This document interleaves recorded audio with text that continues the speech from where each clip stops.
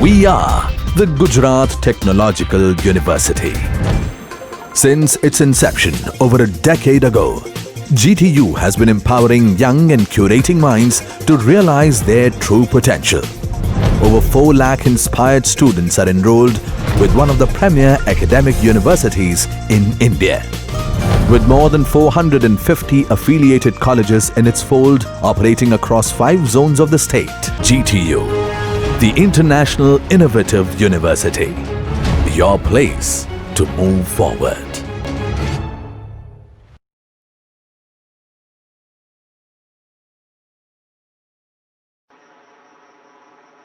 Hello all, myself Amitya Kulkarni, Assistant Professor in Electrical Engineering Department at SN Patel Institute of Technology and Research Center, Umbrach, Bardoli. I have taken subject Power Electronics, which is introduced newly in semester 4 in Electrical Engineering Department, subject code 3140915, and I will be teaching you chapter 2, that is DC-DC converter.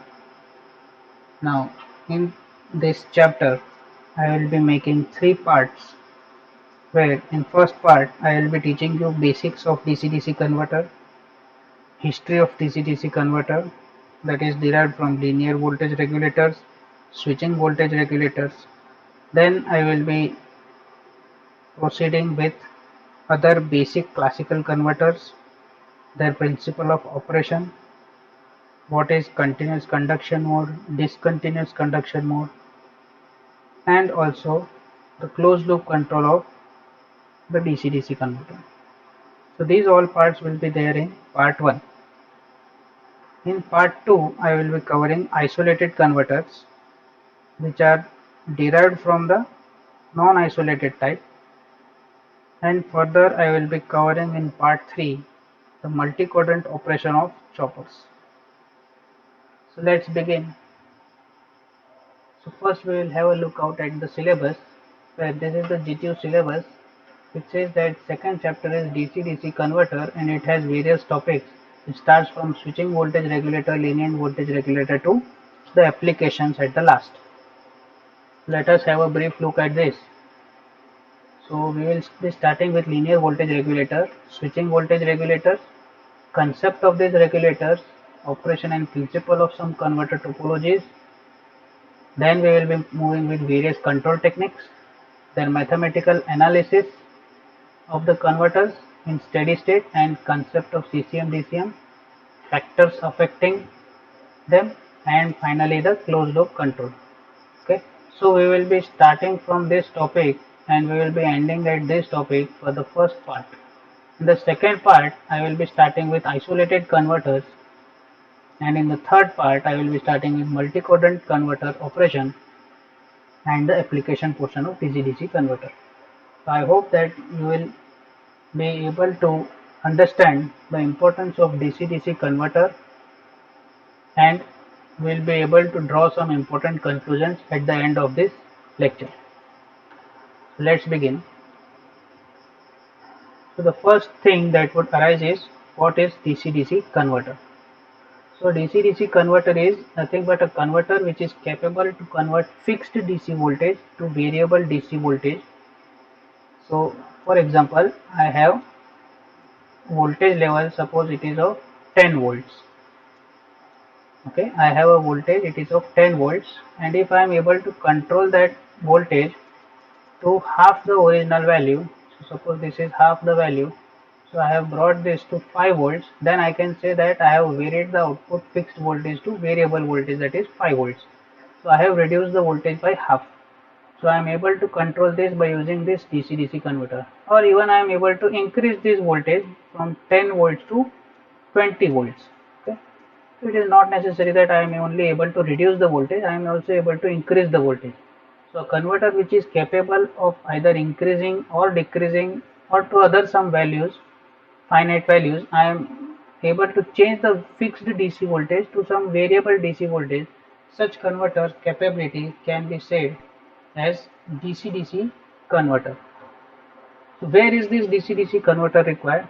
So it is widely used for traction motor controls in DC electric vehicles Now electric vehicle is trending topic, so DC-DC converter learning becomes an important aspect. Further, their applications are also extended to electric automobiles, trolley cars, marine hoists, forklift trucks, mine haulers, and voltage regulator lastly. Okay. These are not the only applications. There are many further applications for which it can be extended. Now, what is the importance of this DC-DC converter? It is because they provide smooth acceleration control. Okay, there is a very wide range of operation for this DC-DC converter because it provides smooth operation. Smooth change in output voltage can be obtained and which will be effective for traction motor control. So we always want to control the output speed of motor to increase gradually. Apart from that, there are many other advantages which the DC-DC converter governs because of the latest trends and high switching frequency operation of the semiconductor devices. The efficiency of this converter has improved drastically. So how will this occur and why it is to be used? We will be studying this part. So let us check what is the purpose. So purpose of DC converter is simple. You will have an input voltage which may be varying or it may be fixed. Okay. Unregulated term means the input can be variable, however most of the time it is fixed. Okay. Next, this unregulated input is given to the converter and we need a regulated output such that output voltage is fixed at some value. Okay. But it can be greater than or less than this input voltage. Okay, as I mentioned in the previous case. So this output voltage is sampled and given to a comparator. So sampling circuit will continuously take the output voltage samples, give it to a comparator circuit, and then it is being compared with the reference voltage. This reference voltage will decide the amount of error between the actual voltage and desired, and this difference of actual voltage and the desired voltage will give to rise of an error, and this error will be solved using the comparator circuit, and this will give the pulses to the converter switches. So either source varies or load demand varies, the voltage at the load should remain constant, and hence converter is needed that regulate the voltage, and hence it gains the name as regulator. Okay. For example, you need that regulated output must be of 10 volts. Okay. You need regulated output should be of 10 volts. So you fix the reference voltage at 10 volts, but for some reason you obtain that 8 volts at the output. So this 8 volts is given over here and this is received through sampling circuit. Difference of 2 will give us error of 2 volts, and this will give rise to some pulses. Okay, this will give rise to some pulses through a logic diagram, a logic circuit. This logic circuit will create some pulses that will be given to the switches of the converter, and it will operate optimally and give us this 8 volts to rise to 10 volts. As soon as this 8 volts again rise to 12 volts, then it should be able to decrease it again. Okay, it is not that only it will increase, it will also be able to decrease it. So that's why the term used is regulated output. It will try to maintain the output voltage to 10 volts all the time. Okay, so if it is 12 volts, this 12 volts comes over here. So now error will be of -2. So accordingly, pulse width will be changed, and this converter switch will receive the pulses, and accordingly, the input voltage is applied at the output. So as a result, 10 volts is the output received at the load side. The first topic is linear voltage regulator. So linear voltage regulator, the name itself says that this regulator will be having linear elements, and the output voltage can be varied using linear element which will be present inside the circuit. Okay. From the figure you are able to justify that this circuit has control element, that is resistor. Now linear resist means what I want to say is that the linear regulator is one in which linear component is used. So is also sometimes called as series regulator because control element is placed in series with input and output. So as you vary resistance, output voltage will vary, but for this case you can say that from KVL equation output voltage will be equals to input voltage. Okay, so this is input voltage minus some drop, that will be IR. Okay, so if you increase the value of resistance, then output voltage will of course reduce. So okay, you can say that linear voltage regulator are mostly regulators whose output voltage will always be less than the input. So what is the advantages from over here? You can see that it is having simple configuration and very less external parts are used, and it will be having very less noise as there is no element which has frequency dependent quantity. This is the second configuration where transistor is used as a linear voltage regulator. Okay. Again, this is the regulator which is able to control the output. So it will be checking the output voltage continuously, and based on the desired voltage, the resistor and Zener diode will operate optimally to reach the desired value. So what are the advantages? Advantages, you can see that output ripple voltage is low, the response is fast and less noise.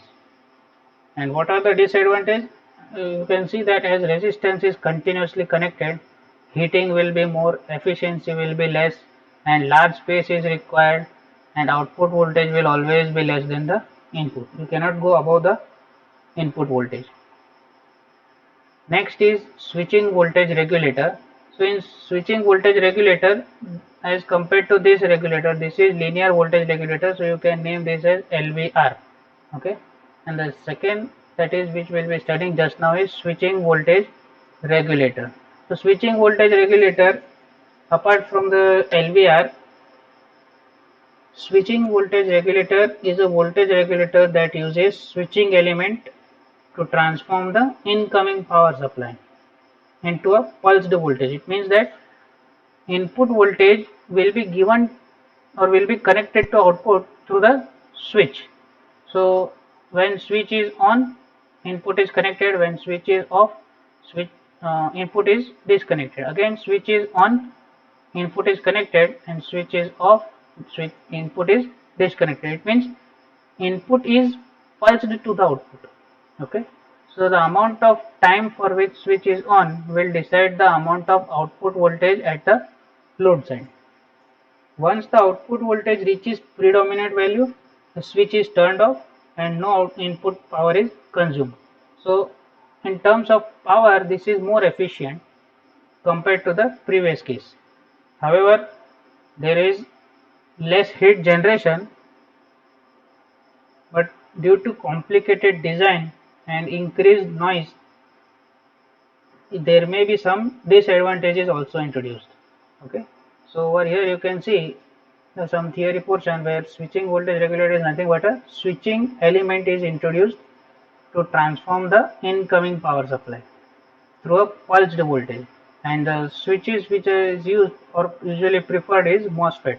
So why MOSFET is preferred? So MOSFET has some important points, like MOSFET is having higher switching speed, low switching loss, simple gate drive circuit, okay, which makes it a good dominant switch as compared to the other switches in transistor family. Okay, so that's why you can say that MOSFET switch is more relevant switch among the other switches present. So now there will be the types of DC-DC converter. Now DC-DC converter, we know that it can be dependent on two terms, that either it can be isolated or it can be non-isolated type. So what is non-isolated type and isolated type? So we very well know that non-isolated type, non-isolated and isolated, these terms are dependent on the input side and output side. So if input side and there is some switching elements or inductor capacitor, and there is some output side, so this is input side and output side, Okay, input side and output side.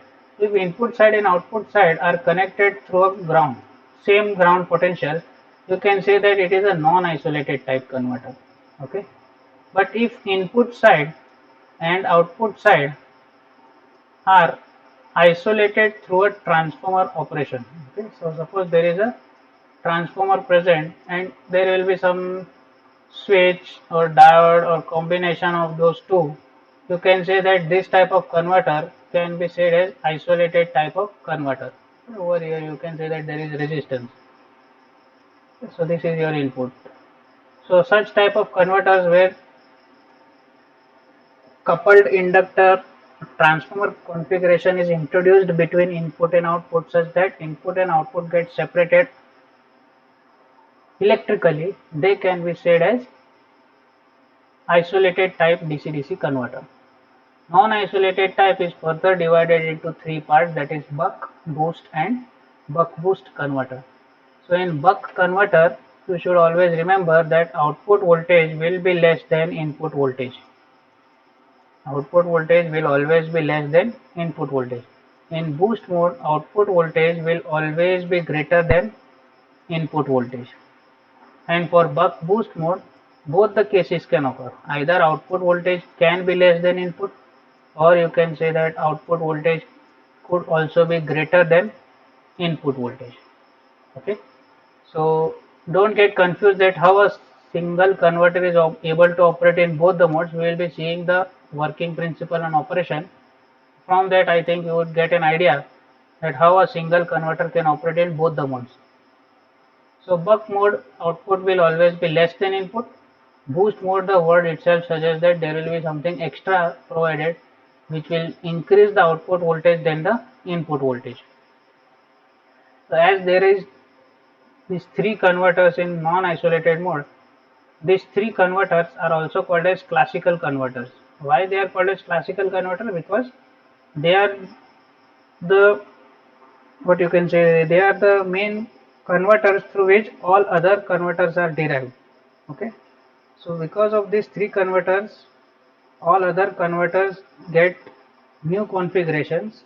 So that's why these three converters are considered to be classical configurations. Next, isolated converter is further divided into three parts: flyback converter, forward converter and push-pull converter.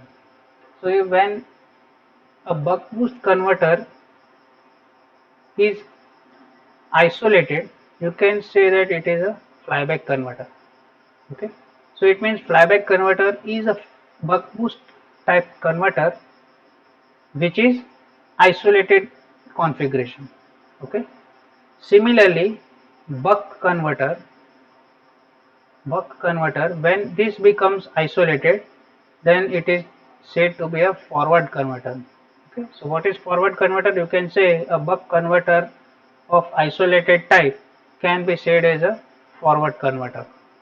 Okay, so you don't simply say that or think that a buck boost converter, if I am separating it through a transformer, it will become flyback. There will be some minor changes, but you can say that it resembles these converters. Okay, and push pull converter, this is the third configuration. So these are the types of DC-DC converter which are to be studied. However, you can skip this portion, this is not in syllabus, but you have to study forward converter, flyback converter, buck boost, boost and buck converter. You have to study these 5 converters, their mathematical operation in steady state, working principle and operation, their waveform analysis also. So first we will go for non-isolated converter. So as I said, non-isolated converters are those converters in which input and output are connected in the same circuit and they are connected to a common ground potential. So let us study the first converter, which is buck converter. So buck converter is nothing but a converter which is having DC output voltage smaller than the input voltage. Okay, so as output voltage is less than the input voltage, you can say that it is a step down converter. Over here you can see this is the circuit for buck converter. which is having switch, diode, inductor and capacitor and load resistance in the circuit. This converter will be having two modes, when switch is on and other case when diode is on. Okay, so as there are two elements, semiconductor elements, you can say that there will be two modes of operation for this circuit. So you can consider that the semiconductor devices which will operate here will be working in complementary fashion. So when I say complementary fashion, either of them will be on. So first case, when switch is on, diode will be off. So this will be the configuration. Okay, this will be the configuration when switch is on. When switch is on, you can say that current will flow from this supply voltage through this inductor and it will charge the capacitor and also supply to the load. But when during this turn on case, inductor gets charged. Okay, inductor gets charged, even capacitor gets charged through some value. Inductor current also increases gradually. But when switch is off, input gets disconnected. So as a result, whatever was stored over here in inductor and capacitor, they release their charges. So as a result, inductor current will reduce. Okay. However, we will be studying the mathematical analysis. But for the case of understanding, you can know from this circuit that there will be two modes of operation, and this is the construction. And the principle is mentioned over here that it will be having DC voltage smaller than the output, DC voltage will be smaller than the input voltage, and thus it is also called as step down converter. So next is boost converter. So boost converter is the converter in which output voltage at the load side will be greater than the input voltage. Okay, so converter whose output voltage is always greater than input can be termed as boost converter, and it is also called as step up converter. So this will be the configuration. So you can see that in buck converter, inductor was over here. Okay, inductor was over here, diode was over here, and switch was over here. So you can say that a cyclic operation has occurred. Inductor has came over here in boost converter. Switch which was present over here has came over here. Diode which was present over here has came over here.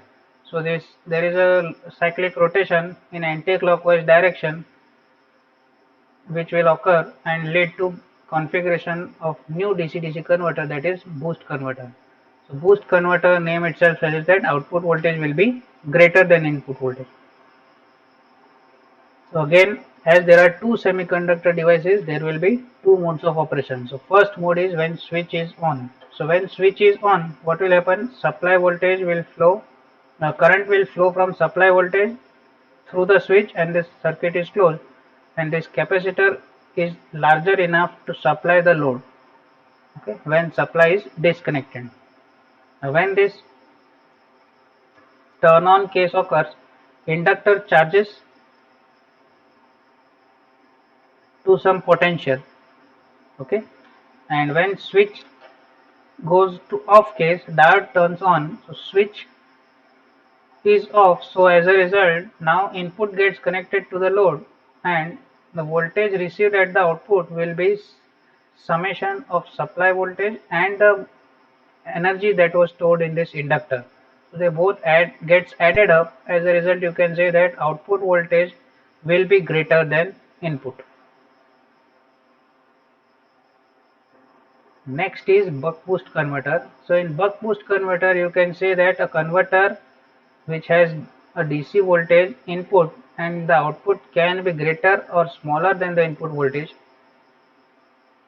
where the magnitude of this voltage can be controlled through the semiconductor switch, and it will be decided on the time of turn on of the total switching period. Okay, now because this converter is able to operate, either get the output voltage greater than the input, which is step up, or get the output voltage lesser or smaller than the input, or step down. Okay, so it is step up, step down converter. So this is the configuration. So again the position have changed. This diode which was over here has changed its direction as compared to the boost converter. Inductor which was present over here has came over here, and switch which was over here has came over here. Again, as this circuit has two semiconductor elements, that is switch and diode, there will be two modes of operations. This is the first case when switch is on, diode is off. So in this case, inductor charges through the supply, and when switch is disconnected, input also gets disconnected, and whatever energy was stored is released over here. Note that buck boost converter, the amount of on time decides the type of converter, because if you operate the buck boost converter less than the 50%, less than 50%, what do I mean by this? 50% is the amount for which switch is on of the total time period. Okay, so that term, if that value comes out to be less than the 50%, you can say that buck boost converter will be operating in buck mode. But if you increase this time, and if the turn on time is greater than 50%, then you can say that this converter will be operating in boost mode. So let us check out the control methods of output voltage. So first method is constant frequency control. So in constant frequency control, what is done? Frequency is constant, it means time period remains same in both the cases. You can see here time period remains same. What is changed? On time and off time.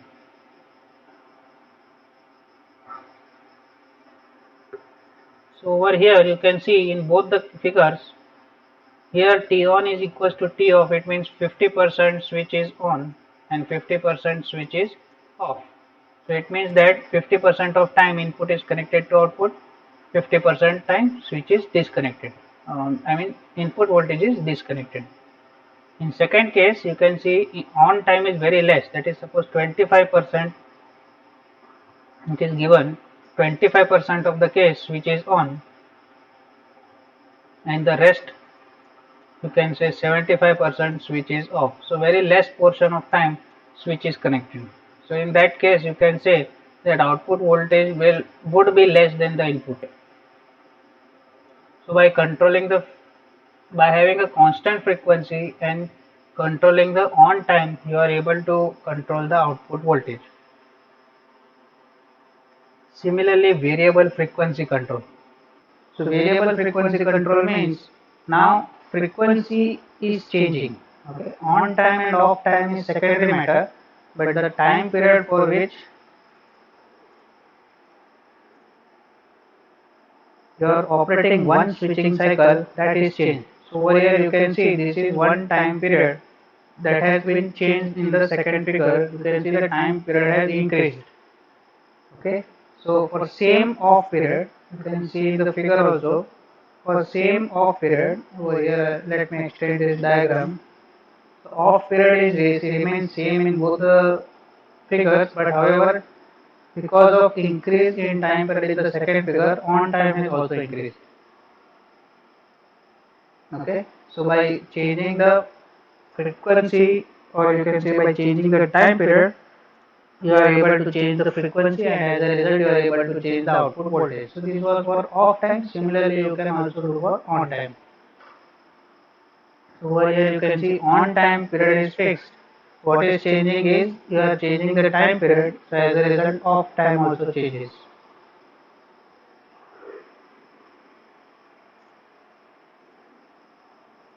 And the next and last case for controlling output voltage is current limit control. So current limit control is dependent on the output current which is flowing through the load. So when output current flows from some minimum value to some maximum value, for that much time switch is made on, and for that period you get the output. As soon as this current at the output reaches some maximum value or peak value, switch pulses are taken off. So as a result, switch turns off and they give low signal. As soon as this switch is taken off, current flowing at the output reduces. So it starts to reduce and reaches a minimum value. So when this current at output reaches minimum value, again switch is given high pulse and this switch turns on. And as a result, output is again received as input gets again connected to the circuit. So a control in which current decides the on time and off time can be said as a current limit control.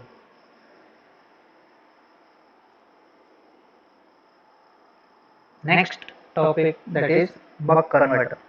So we already have studied the principle and construction of buck converter. Now we will be trying to cover some mathematical analysis for steady state. So we know that this is a buck converter and this buck converter has two parts, which is switch on and switch off. For switch on case, suppose these are the polarities plus and minus, and now I want to write the equation, KVL equation for this highlighted portion. Okay, this is the highlighted portion for which I want to write the KVL equation. So what will be the KVL equation? If you are writing with me, then try to write KVL equation before me, or you can pause the video and check whether you have written the correct equation. So I am taking the polarities or terminologies where current leaves the element. So over here my KVL equation for this circuit will be V in minus VL minus VO. This will be equal to 0. Okay. From this write the value of inductor voltage.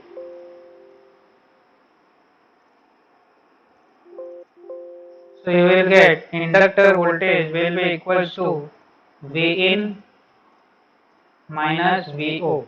Okay. This will be the inductor voltage. Similarly, you will have switch off case. For switch off case, you can write again KVL equation.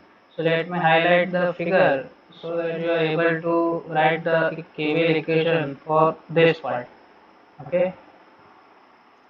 So what will be the KVL equation? So when you write, then you will get that this will be the output terminals or the leaving terminals of current. Okay, so this thing you should remember, when switch is on, current will flow from here, it will go in this capacitor and the load also. But when switch is off, current direction remains same. Okay, direction of current remains same. This is the property of inductor, that it will not allow sudden change in current. Okay, so it will flow in the same direction and capacitor and this resistor are still supplied. Okay, because of the energy stored in the inductor. So they will discharge. So what will be the KVL equation for switch off case? So when this is switch off, you can say that it will be minus VL minus VO. This will be equal to 0. So as a result, what will be VL? That will be equal to minus VO. That's all. So this will be the KVL equation for inductor voltage across the voltage across the inductor for two cases, that is switch on and switch off. So why did I write the equation for inductor voltage? So because you can say that it is the only element which is common in both the cases. Okay, you are able to write the equation for both the cases in terms of inductor voltage. And secondly, if you see the condition of inductor, it is that inductor voltage, average voltage across this inductor is 0. Okay? Average voltage across the inductor is 0. How would it be useful? So we will now be able to see that. First you write these two equations and give them equation number 1 and give this second equation as equation number 2. Okay? We will be using this. So applying Volt's second balance equation. So what is this volt second balance equation? It says that average voltage across the inductor for one switching period will be equal to 0. I am repeating it again. Average voltage across inductor for one switching period or one switching cycle is equal to 0. So if you expand this 0 to Ts, what will you get? 0 to Ts means there will be on time and the time for which it is off. So you can expand this term to 0 to T on times VL dt plus T on to Ts VL dt. So this can be written further in this way, where this Ts minus T on is nothing but T off. Yes or no? So if you are able to see here, I am giving this much pulse. This is my T on time. Okay, this is my T on time. And I have written this as T, and this is my total switching period Ts. Okay, this is my total switching period Ts. Then what will be my this much period? This much period will be nothing but this period is nothing but Ts minus T on, and this Ts minus T on is nothing but T off. Yes or no? So this is nothing but turn off case. Okay. So you can say that you have to write the equation of inductor voltage for switch on case and switch off case. Okay. So we will take that into consideration and we will write KVL for both the cases, that is switch on, which we had got this equation, and for switch off we got this equation. Now we will use this two case and try to derive the relation. So what we will do, we will place this over here. Okay, this inductor voltage is kept over here for T on time, and this inductor voltage is kept over here for T off time or Ts minus T off. Okay, this is placed over here. If you solve this further, you will find that this minus V1 into T1 and this plus V1 into T1 gets cancelled. Okay, so you will be left with two terms. This you can take opposite sides and try to get the equation with respect to output voltage, and you will get this. Okay, on further simplifying, you will get VO by V will be equal to T1 by Ts. But this T1 by Ts is nothing but capital D, which is duty cycle. Now, duty cycle, you might be annoyed that what is now this new element, new term D. So this duty cycle is nothing but it says that it is the total amount of time for which switch is on for the from the total switching period. Okay. So suppose switch was on for 5 seconds out of 10 seconds, you can say that switch was working on 50% duty. Okay. So you can say that it says the amount of time for which that switch has worked. So for or it has served or it has done its duty. For that you can say that D is nothing but duty cycle. So duty cycle shows the period for which switch is on from the total time period. So this will be the equation which you will get. That is U will be equal to D into input. So this is nothing but T1 by Ts is replaced by capital D and this Vn goes over here. So it gets multiplied. So you can say that output voltage is equal to D times input voltage. That is D means duty cycle.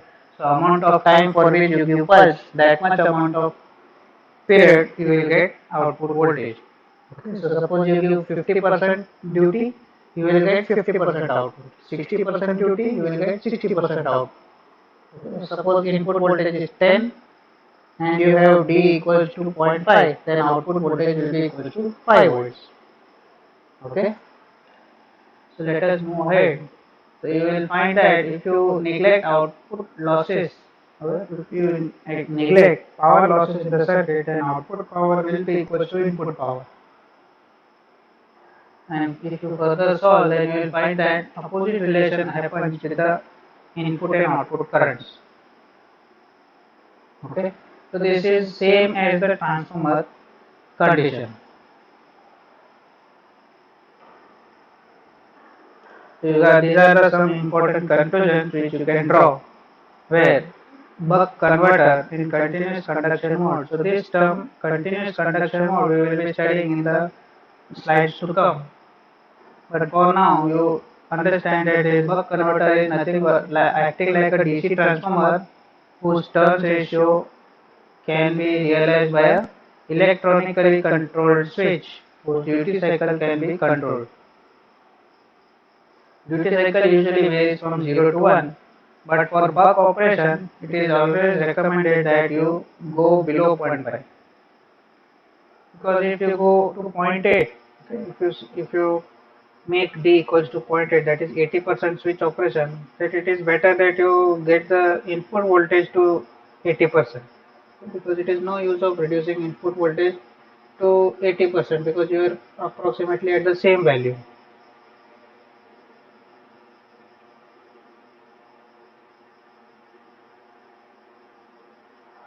So now the waveform analysis.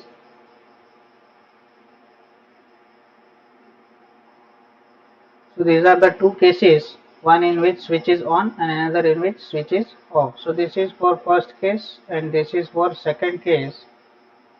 So when switch is on, you can see that inductor voltage was V input minus V output. When switch is off, you are having minus output voltage. Okay, and this is the total switching time.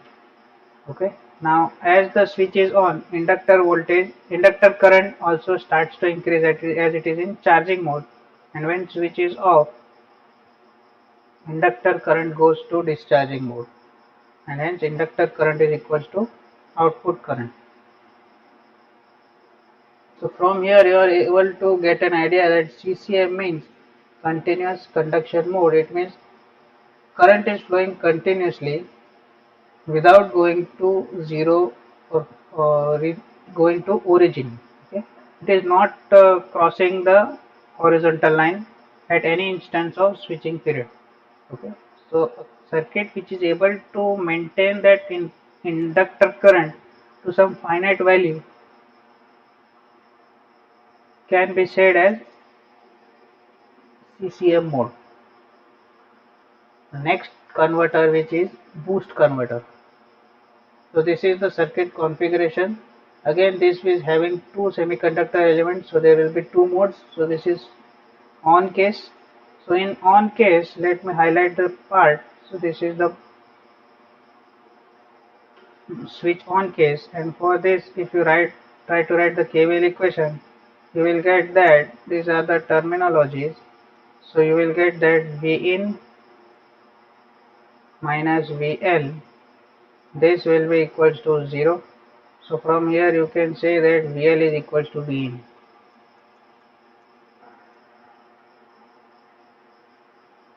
In next case, for switch off case, let us try to write the KVL equation for this too. So let me highlight the part for which we will be writing KVL equation. So for this, what will be the KVL equation?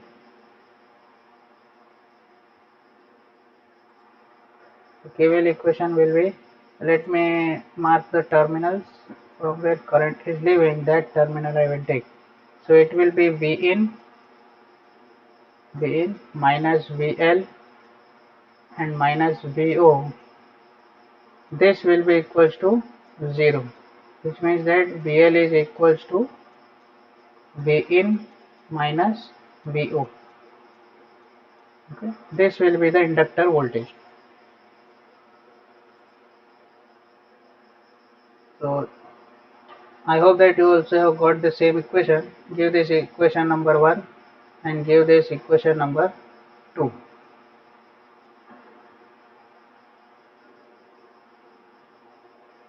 Again, applying the same volt second balance equation, which is average voltage across inductor for one switching cycle is 0.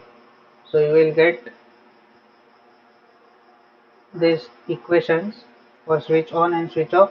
Apply the inductor voltage for switch on case and switch off case over here. Solve this and simplify the expressions. So you will get that what will happen over here, you will find that V in into T on and over here minus V in into T on, they will get cancelled. So now we will be left with these terms. Okay. Over here output voltage is common, so output voltage is taken common, and you will get this equation, and you will be able to write the output voltage in terms of input in this expression. But we know that T1 by Ts is D. Okay, so if T1 by Ts is D, then what will be the value if I subtract this equation, this term by 1? Okay, if I am able to subtract from here, the same thing I should be able to do over here. So pre-subtracting the terms, I will get 1 minus T1 by Ts equals to 1 minus D. If you solve this, LCM is capital Ts over here, so you will get Ts minus T1 by Ts equals to 1 minus D. But over here we are having Ts upon Ts minus T1, and over here Ts minus T1 upon Ts. So what we can do, we can invert this. So if this comes over here and this numerator goes down, the same thing should happen over here also. Over here the denominator is 1. So it means that Ts by Ts minus T1 will be equals to 1 upon 1 minus D. And as a result, you will get output voltage will be equals to input divided by 1 minus D. Okay. So this is the boost operation, and the same thing again you can solve over here. So let us take some values. Suppose I take D equals to, so for boost converter you should always go above 0.5. So if you take suppose 0.75, okay, if you take 0.75 and you solve the output voltage equation, input voltage divided by 1 minus D. Okay, so input voltage can be some fixed value. D is 0.75, so over here you can write 1 minus 0.75. So you will get, what will you get? Vn divided by 0.25. Vn divided by 0.25. So Vn divided by 0.25 is nothing but 4 times input voltage. Okay, 4 times input voltage. It means output voltage is greater than input voltage. Yes or no? So converter which is able to do that is naturally known by the name boost converter. So these are the waveform analysis. In switch on case, inductor voltage is input voltage and current was rising. When switch is off case, our inductor voltage is input minus output voltage and inductor current was reducing. Note that inductor current again never reaches to 0. It is at some value, finite value. So you can say that IR is having some constant value, that is IL, capital IL. So you can see that this converter is operating in CCM mode.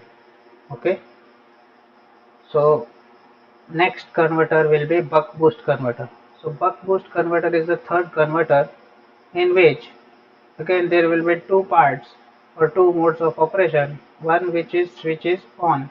So when switch is on, so this will be the case over here and over here. So when you write KVL equation, what will be there? You will have V in minus VL over here. This will be equals to 0.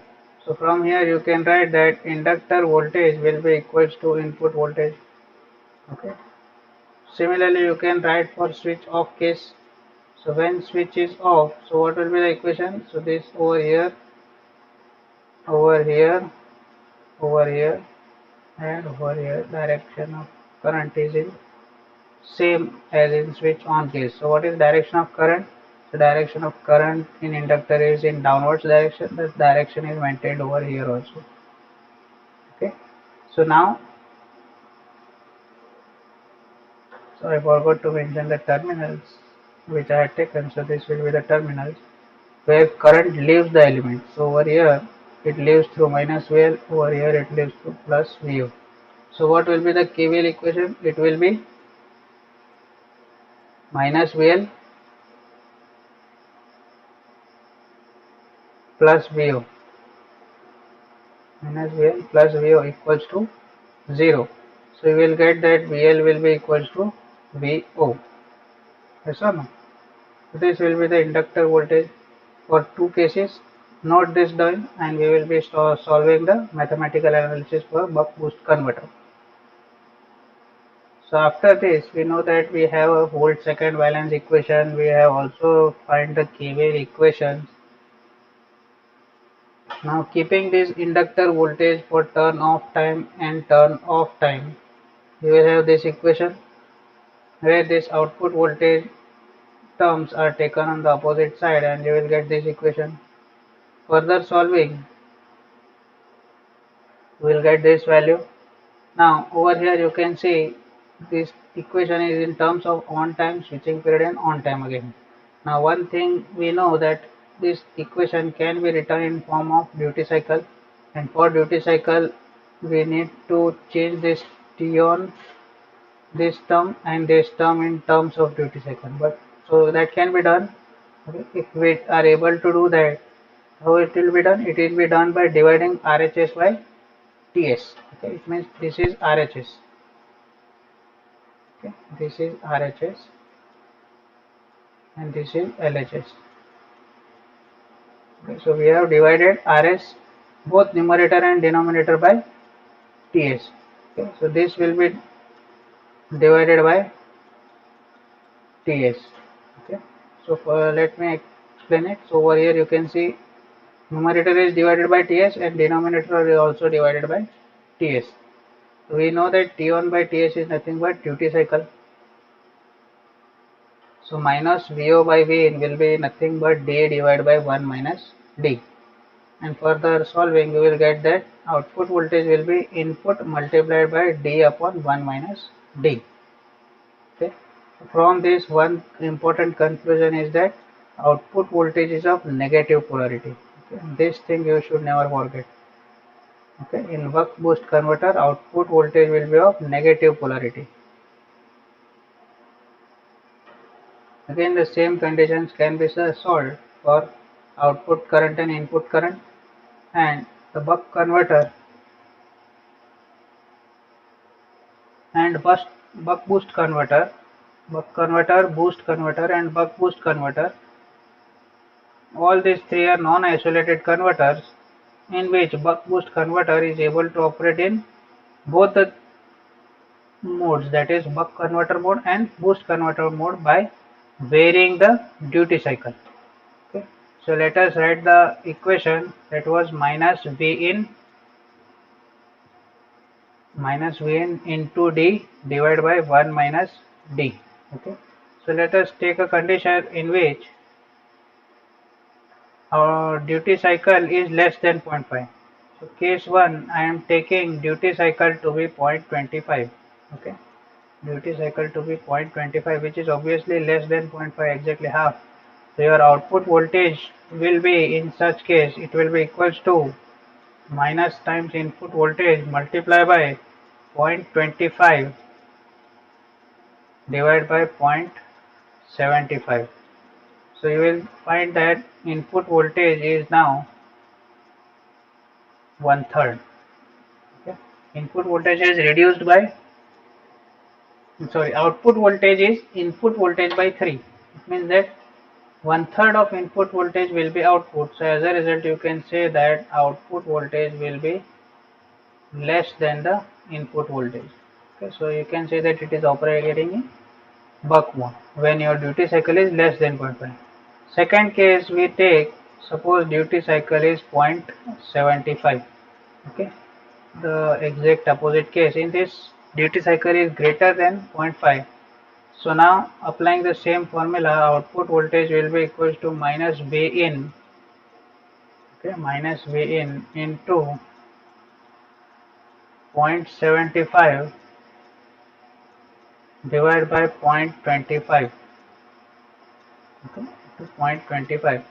So you will get minus V in, okay, minus V in into 3.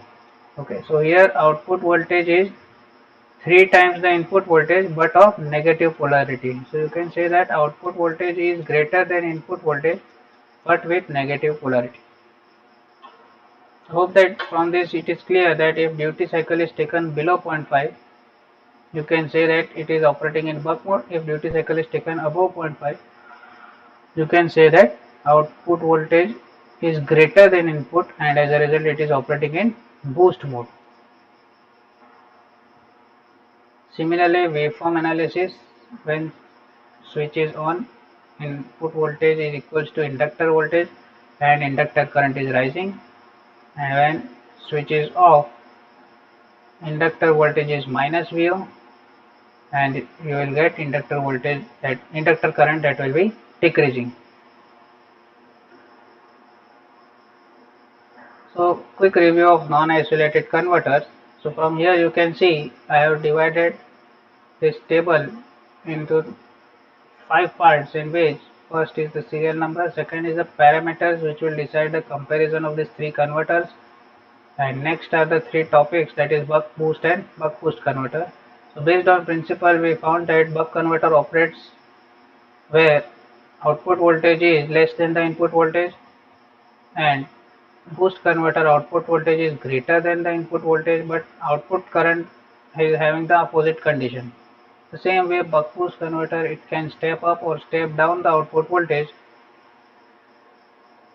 Similarly, for output polarity, as we saw recently that buck boost converter has negative output polarity, which is not observed in the other 2 converters. These are the output voltage equation, and this is the output condition where output is always less than input, then it is buck operation. If output voltage is always greater than input, it is boost operation, and if output voltage can be smaller or greater than input, it will be buck boost operation.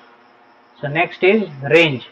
So usually the range is 0 to 0.5 duty cycle, then it is buck converter operation. Optimal mode for boost is 0.5 to 1, that is it operates above 0.5, and if buck boost converter, then if you go below 0.5 it will be buck operation, if you go above 0.5 it will be boost operation. Similarly, application is charging the battery, because charging the battery requires output current which has higher value. So if you step down the voltage, output current magnifies.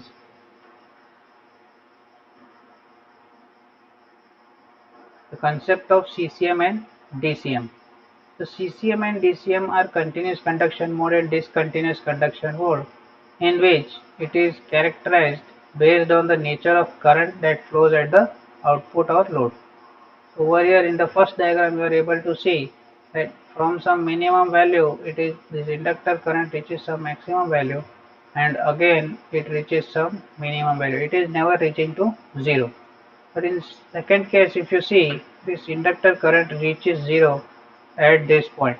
Okay, so it is not necessary also again that inductor current always goes to 0 in end of switching cycle. It can reduce before the switching period. Okay, so it can go over here and again increase.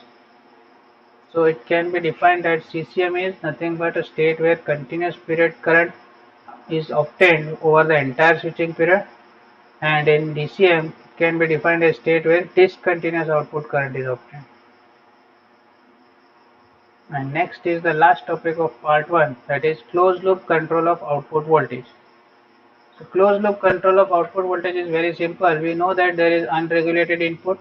You have a switching combination which is there in DC-DC converter. This DC-DC converter will regulate the output. So we know that at output side we want an voltage which is having a fixed DC value. So this output voltage is sent through a sensor, voltage sensor usually, and it is given to a comparator circuit where reference voltage and the output voltage is checked.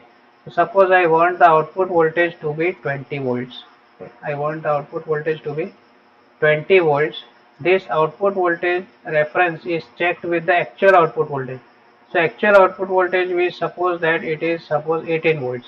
So you can say that there will be an error of 2 volts. Okay. This 2 volt error is passed through a PI comparator, a PI controller, which is nothing but a compensator that tries to bring the error to minimum function, okay, minimum value, such that what is the minimum value? It is nothing but 0. So it tries to increase or decrease the actual value towards the reference such that error becomes 0. Okay. So this comparator this comparator will now solve for duty cycle.